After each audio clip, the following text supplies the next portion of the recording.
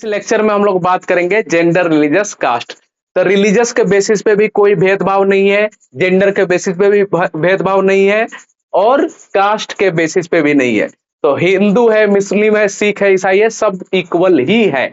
सबको अधिकार है अपना पूजा पाठ करने का, इबादत करने का। अच्छा, जेंडर के बेसिस पे भी भेदभाव नहीं है। जितना मेल का वैल्यू है उतना ही फीमेल का है, उतना ही इंपॉर्टेंस है दोनों का, राइट टू इक्वलिटी।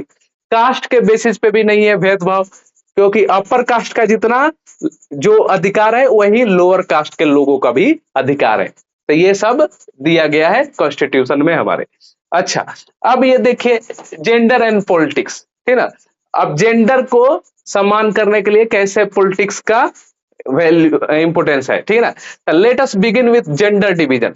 तो स्टार्टिंग में देखा जा रहा है कि जेंडर डिवीजन में कैसे ये hierarchy, social division in everywhere. तो हम लोग देखते हैं कि अभी भी सोसाइटी में बहुत हद तक, ठीक ना, बहुत हद तक इंप्रूवमेंट हुआ है, लेकिन और भी कुछ इंप्रूवमेंट करना जरूरी है। अभी भी भेदभाव है जेंडर के बेसिस पे, कि ज्यादा मेल को प्रीफर किया जाता है, फीमेल को कम प्रीफर किया जाता है। जबकि फीमेल बहुत सारे वर्क करती है, ठीक है ना, घर का काम करना, बहुत सारे काम करना, ठीक है ना, उनका हर दिन का, कोई संडे नहीं उनके लिए। तभी भी उनको इतना इंपॉर्टेंस नहीं दिया जाता है जितना मेल को इंपॉर्टेंस दिया जाता है। तो यही चीजें हमें देखना है यहाँ पे। Okay, the gender division test to the understood the natural and unchangeable. Okay, ये तो हम देखते हैं कि नेचर के बेसिस पे जेंडर को तो अलग अलग कर दिया गया है, लेकिन अपने सोसाइटी के बेसिस पे भी इन्हें कर दिया गया अलग अलग। क्योंकि देखा जाता है कि एक कोई फीमेल है तो उनको घर का काम ही संभालना है, मेल है तो उनको बाहर का ही काम देखना है। ये हमारे सोसाइटी ने इसको पैदा किया है, ठीक ना, ये डिफरेंस, ठीक ना। ऐसा ऐसा नहीं है कि मतलब लड़कियां सब काम नहीं कर सकती बाहर का, ठीक ना, और मेल है जो वो घर का काम नहीं कर सकते, सब काम कर सकते हैं बाहर का, अंदर का, घर का। लेकिन ये सोसाइटी ऐसा क्रिएट करता है, ठीक है। अच्छा, boys and girls are bout up to believe that the men responsibility of women house work. Okay, तो देखा गया है कि गर्ल्स को से काम करवाया जाता है सिर्फ घर का, ठीक है ना, जैसे बच्चे को संभालना। This is reflected in a sexual division. तो ये ऐसा भेदभाव दिखाता है हमारे सोसाइटी में, ठीक ना।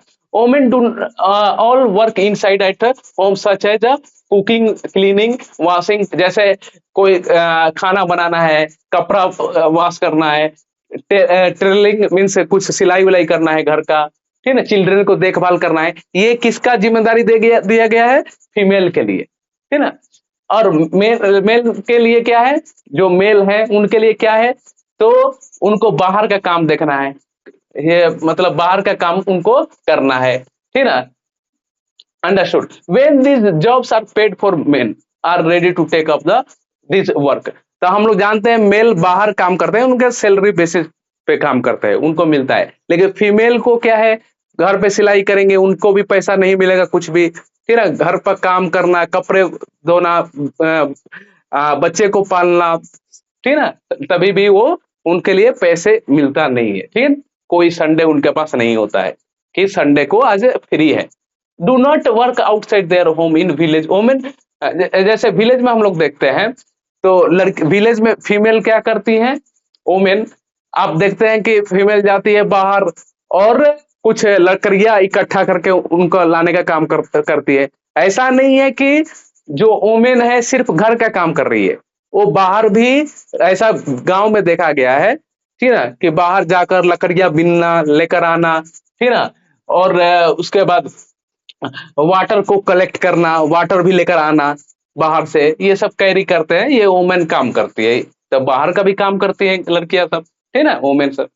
अच्छा, अब majority of women do some sort of the paid work in addition to domestic labor, but their work is not value, है ना।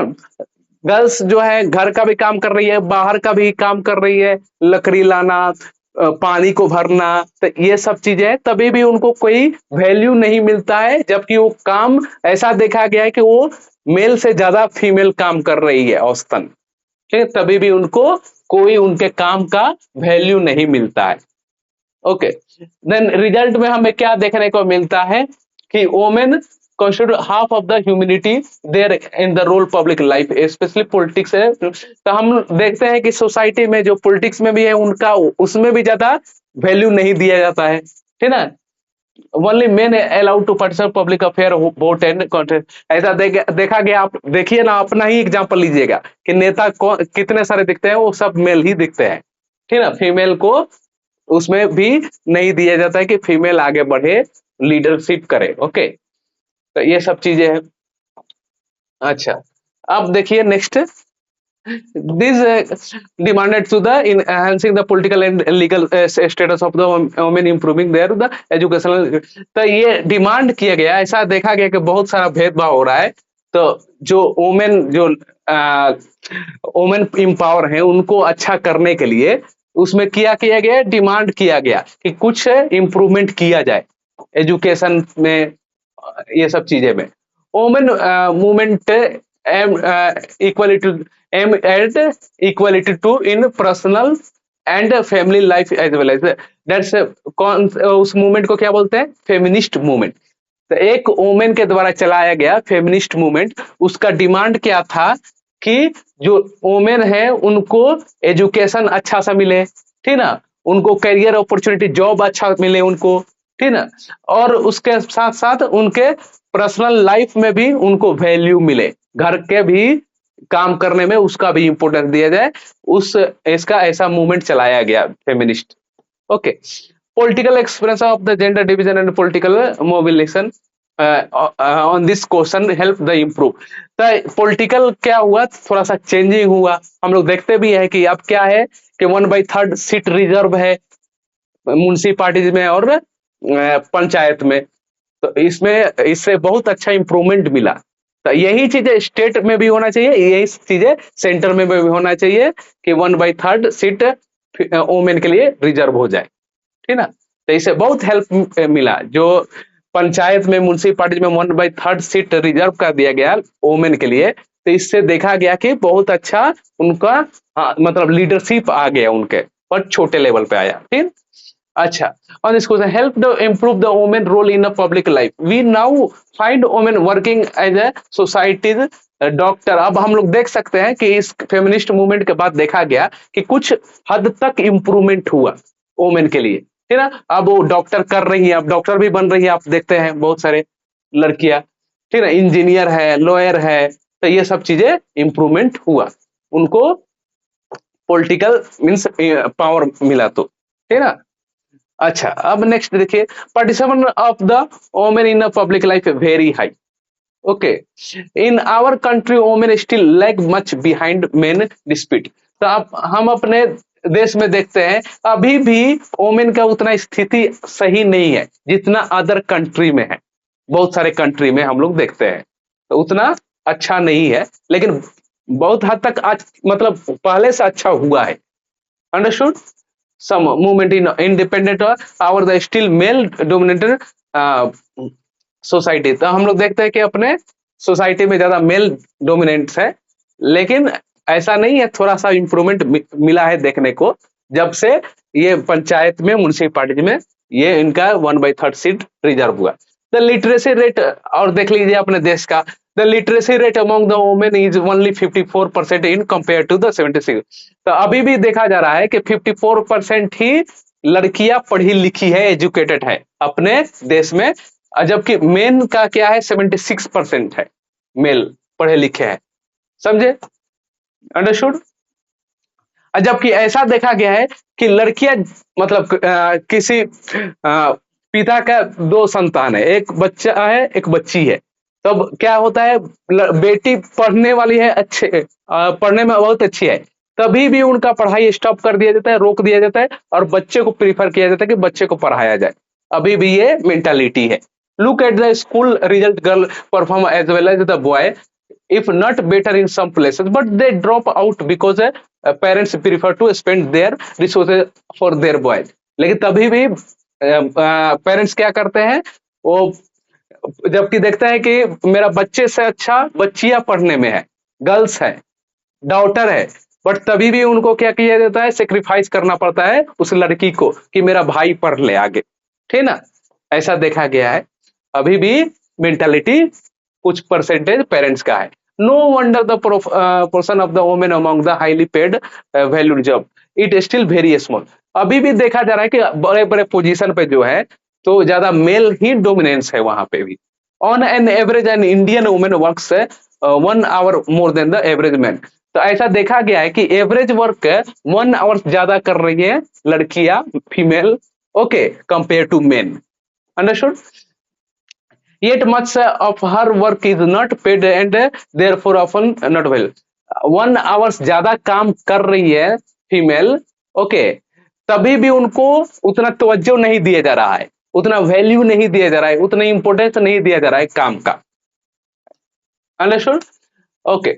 द इक्वल एक्ट 1976 में ऐसा एक्ट पास हुआ, okay, paid to the equal wages, तो कि पास हुआ 1976 में कि जितना आप सैलरी एक मेल को देते हैं उतना ही फीमेल को आपको देना है, ये संविधान में अधिकार मिला, ठीक है।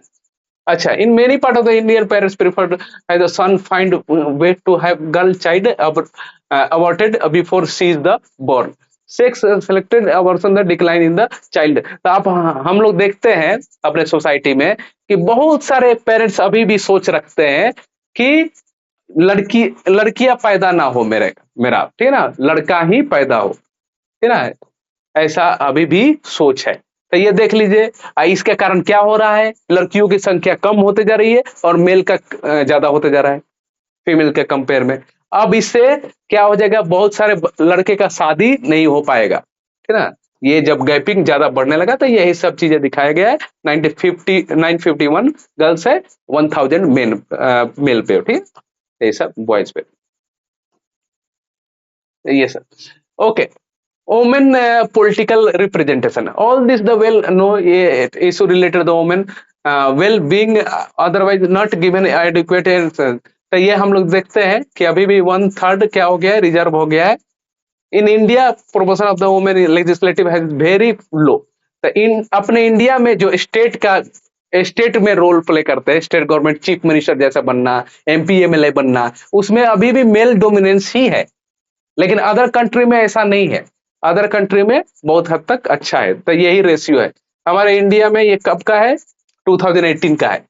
तो 11.8% ही रिप्रेजेंटेशन है फीमेल का, वुमेन का, ओके, ठीक है, समझे, गवर्नमेंट में।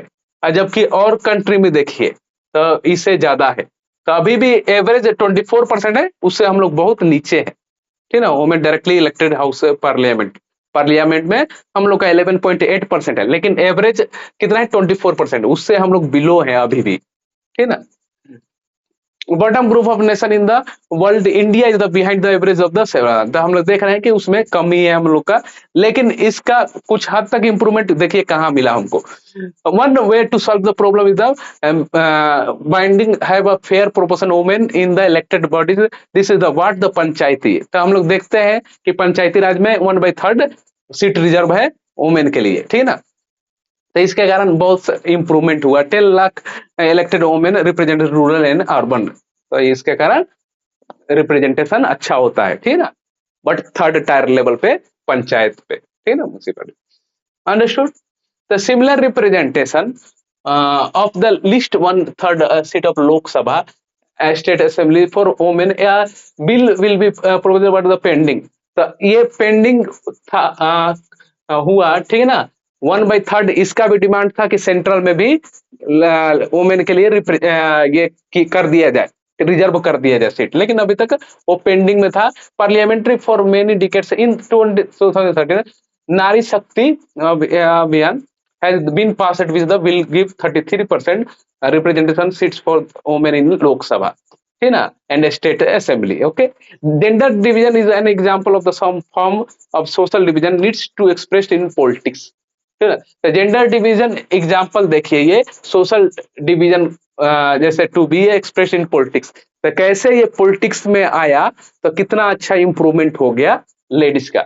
मतलब जैसे पंचायत पे देखिए, when social division become a political issue, do you think the women could have made the gain we noted above if there unequal treatment? Yes, जब ये इशू बना पॉलिटिकल इशू, जो मेल फीमेल का था डिफरेंस, तब बहुत हद तक ये अच्छा हो गया फीमेल का लेवल।